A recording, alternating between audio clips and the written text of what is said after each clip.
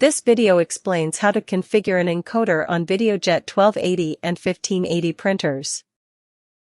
First, enter the service password, then open Production Line Tools and select the production line settings. You can create a new production line or edit an existing one. In this example, we edit line 123. Open line speed. Select manual speed when an encoder is not being used. To use an encoder, select by shaft encoder, then press Next. Enter the encoder resolution in pulses per revolution. For example, enter 5000 for a 5000 pulse encoder, or 2000 for a 2000 pulse encoder. Next, enter the circumference of the measuring wheel. This value is the wheel circumference, not its diameter.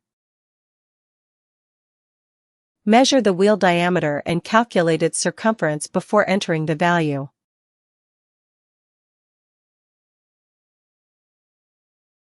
Enter both the wheel circumference and the encoder pulse count in their corresponding fields.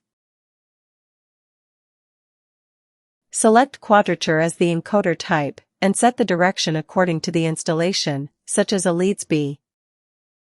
After confirming all values, press Done. The production line is now configured to use the encoder.